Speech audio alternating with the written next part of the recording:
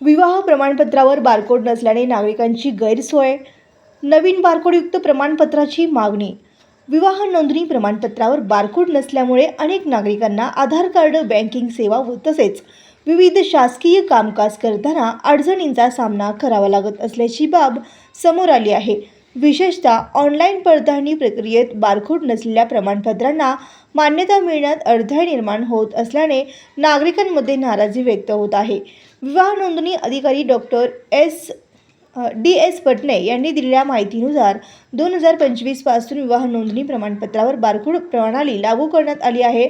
त्यामुळे नव्याने दिल्या जाणाऱ्या प्रमाणपत्रावर बारकोडची सुविधा उपलब्ध होत आहे. मात्र 2024 पूर्वी विवाह नोंदणी झालेल्या नागरिकांच्या प्रमाणपत्रावर बारकोड नसल्याने त्यांना विविध शासकीय आणि खाजगी सेवांमध्ये अडचणी येत आहेत.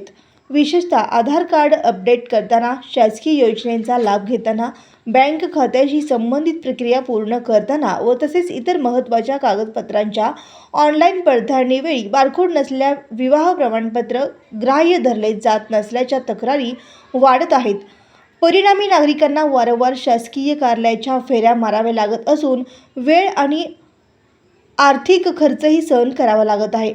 या पार्श्वभूमीवर 2024 पूर्वी जारी करण्यात आलेल्या विवाह नोंदणी प्रमाणपत्रांनाही बारकोड प्रणाली लागू करून संबंधित नागरिकांना नवीन बारकोडयुक्त प्रमाणपत्र उपलब्ध करून द्यावे अशी मागणी नागरिकांकडून जोर धरू लागली आहे. नमस्कार, मी दुय्यम निबंधक DS पटणे तथा विवाह नोंदणी अधिकारी सोलापूर. तर सध्या आमच्याकडे जे लग्न होतात 2.0 मध्ये होतात. 2024 नंतर ही कार्यप्रणाली कार्यान्वित झालेली आहे. तरी आता सध्या काही लोकांचे काय झालेले आहेत, 2010 ते 20 मध्ये किंवा 26 म्हणजे 24पर्यंत जेव्हा 1.9 मध्ये होतं विवाह प्रणाली, त्यावेळेस त्यांनी विवाह केलेला आहे, त्यांचं प्रमाणपत्र आहे, त्याच्यावर आमची सही शिक्कासुद्धा आहे. तर त्यांचं काय म्हणणं आहे की त्याच्यावर QR कोड पाहिजे.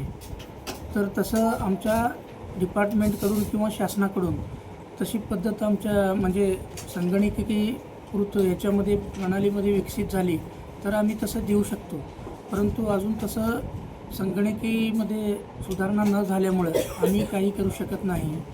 तर जनसामान्य लोकांना ते आधार कार्ड काढण्यासाठी त्यांचा आधार रिजेक्ट होतो आहे, त्यामुळं प्रॉब्लेम येत आहेत. तर याबाबत आमचं शासनाशी किंवा NICशी आमचा पाठपुरावा चालू असून ते लवकरात प्रश्न मार्गी लागेल.